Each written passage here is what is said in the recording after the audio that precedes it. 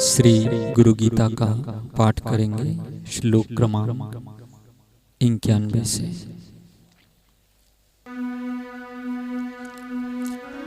यतः परम कैवल्यं गुरु मार्गेण वै भवे गुरु भक्तिरतिः कार्या सर्वदा मोक्षकांक्षिभिः एकैवाद्वितीयोऽहम् गुरुवाक्येन निश्चितः एवमभ्यस्यता नित्यं न सेव्यं वै वनान्तरम् अभ्यासान्निमिषेणैव समाधिमधिगच्छति आजन्मजनितं पापं तत्क्षणादेव नश्यति गुरुर्विष्णुः सत्त्वमयो राजसश्चतुरानन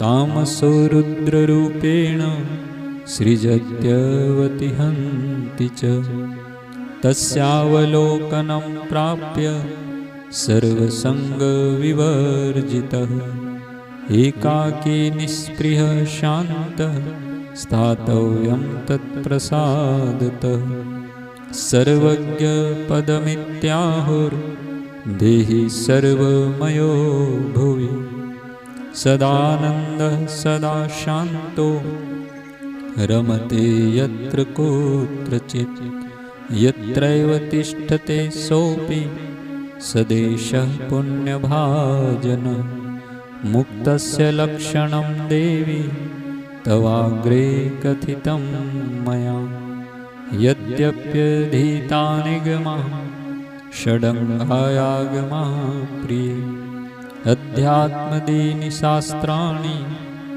ज्ञानं नास्ति गुरुं विना शिवपूजारतो वापि विष्णुपूजारतोऽथवा गुरुतत्त्वविहीनश्चेत् तत्सर्वं व्यर्थमेव हि सर्वं स्यात् सफलं कर्म गुरुदीक्षा प्रभावत गुरुलाभात् सर्वलाभो गुरुहीनस्तु बालिशः तस्मात् सर्वप्रयत्नेन सर्वसङ्गविवर्जितः विहाय शास्त्रजालानि गुरुमेव समाश्रयेत् ज्ञानहीनो गुरुत्याज्यो मिथ्यावादी विडम्बकः स्वविश्रान्तिं न जानाति परशान्तिं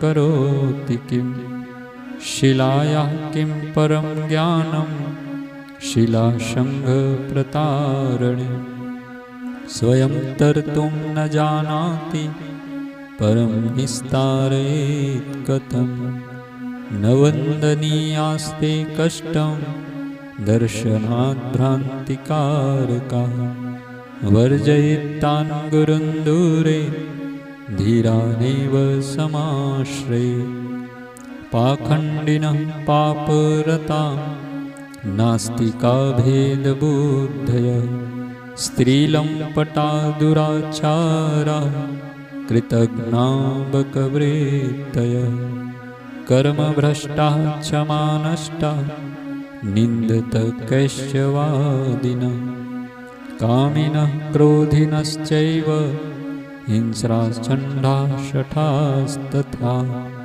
ज्ञानलुप्तान् कर्तव्याः महापापास्तथा प्रिये एभ्यो भिन्नो गुरुः सेव्य एकभक्ता विचार्य च। मोक्ष की आकांक्षा करने वालों को गुरु भक्ति खूब करनी चाहिए, क्योंकि गुरुदेव के द्वारा ही परम मोक्ष की प्राप्ति होती है।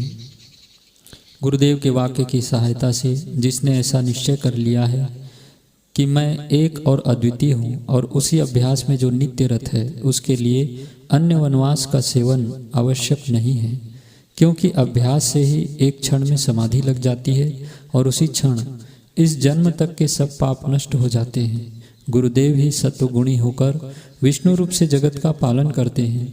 रजोगुणी होकर ब्रह्मा रूप से जगत का सर्जन करते हैं और तमोगुणी होकर शंकर रूप से जगत का संहार करते हैं। गुरुदेव का दर्शन पाकर उनके कृपा प्रसाद से सर्व प्रकार की आसक्ति छोड़कर एकाकी, निष्प्रिय और शांत होकर रहना चाहिए। जो जीव इस जगत में सर्वमय, आनंदमय और शांत होकर सर्वत्र विचरता है, उस जीव को सर्वज्ञ कहते हैं। ऐसा पुरुष जहाँ रहता है वह स्थान पुण्य तीर्थ है। हे देवी, तुम्हारे समक्ष मैंने मुक्त पुरुष का लक्षण कहा। मनुष्य चाहे चारों वेद पढ़ ले, वेद के 6 अंग पढ़ ले, अध्यात्म शास्त्र आदि अन्य सर्व शास्त्र पढ़ ले, फिर भी गुरु के बिना ज्ञान नहीं मिलता।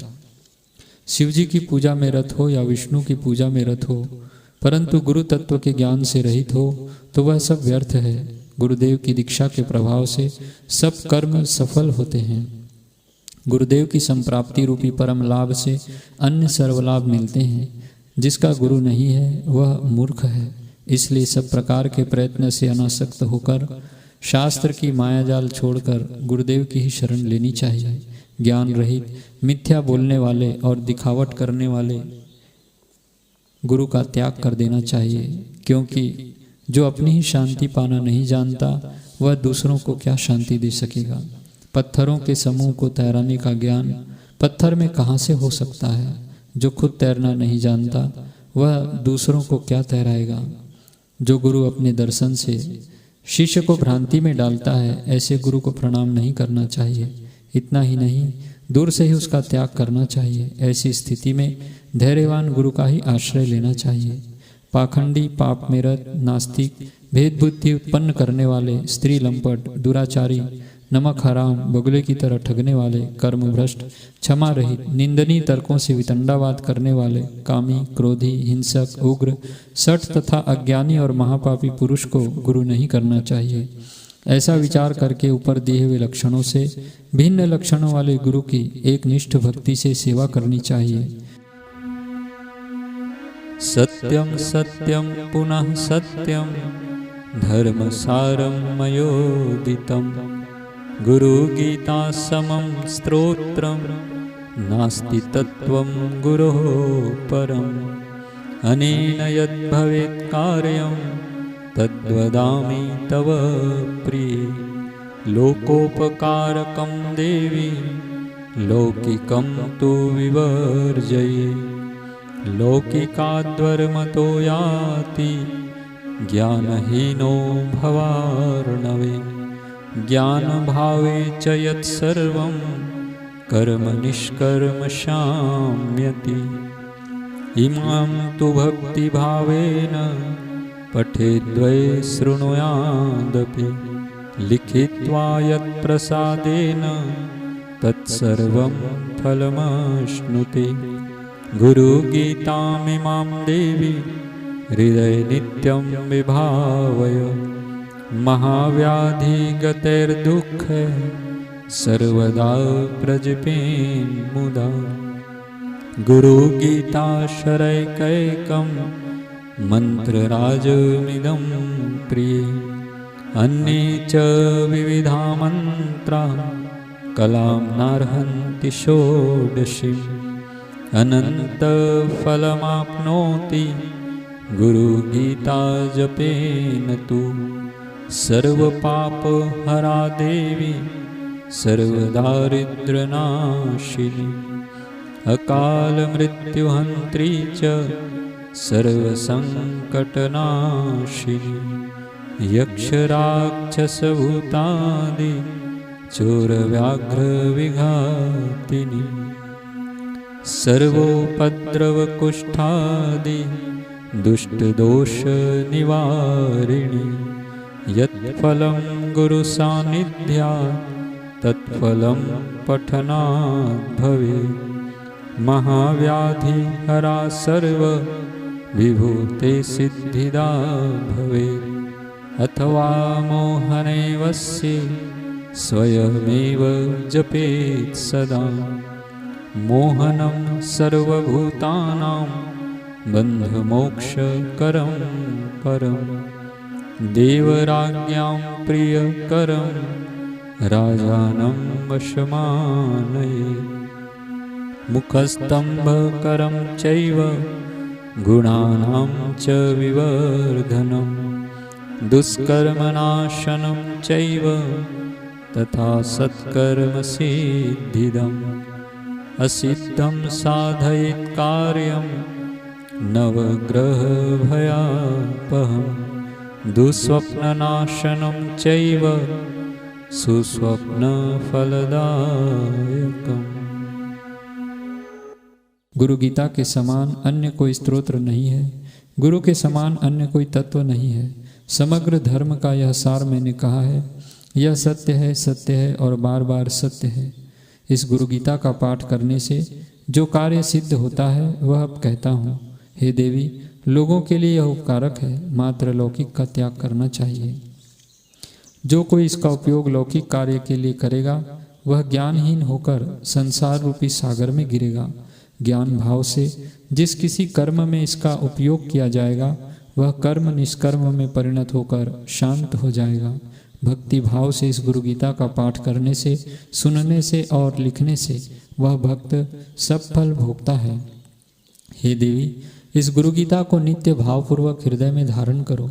महाव्याधि वाले दुखी लोगों को सदा आनंद से इसका जप करना चाहिए। गुरु गीता का एक एक अक्षर मंत्र राज है। अन्य जो विविध मंत्र हैं वे इसका 16वां भाग भी नहीं। हे देवी, गुरु गीता के जप से अनंत फल मिलता है। गुरु गीता सर्व पाप को हरने वाली और सर्व दारिद्र्य का नाश करने वाली है। गुरु गीता अकाल मृत्यु को रोकती है, सब संकटों का नाश करती है, यक्ष राक्षस भूत चोर और शेर आदि का घात करती है। गुरु गीता सब प्रकार के उपद्रवों, कुष्ठ आदि दुष्ट रोगों और दोषों का निवारण करने वाली है। श्री गुरुदेव के सानिध्य से जो फल मिलता है वह फल इस गुरु गीता का पाठ करने से मिलता है। इस गुरु गीता का पाठ करने से महाव्याधि दूर होती है, सर्व ऐश्वर्य और सिद्धियों की प्राप्ति होती है। मोहन में अथवा वशीकरण में इसका पाठ स्वयं करना चाहिए। इस गुरु गीता का पाठ करने वाले पर सर्व प्राणी मोहित हो जाते हैं। बंधन में से परम मुक्ति मिलती है। देवराज इंद्र को वह प्रिय होता है और राजा उसके वश होता है। इस गुरु गीता का पाठ शत्रु का मुख बंद करने वाला है, गुणों की वृद्धि करने वाला है, दुष्कृत्यों का नाश करने वाला और सत्कर्म में सिद्धि देने वाला है। इसका पाठ असाध्य कार्यों की सिद्धि कराता है, नवग्रहों का भय हरता है, दुःस्वप्न का नाश करता है और सुस्वप्न के फल की प्राप्ति कराता है।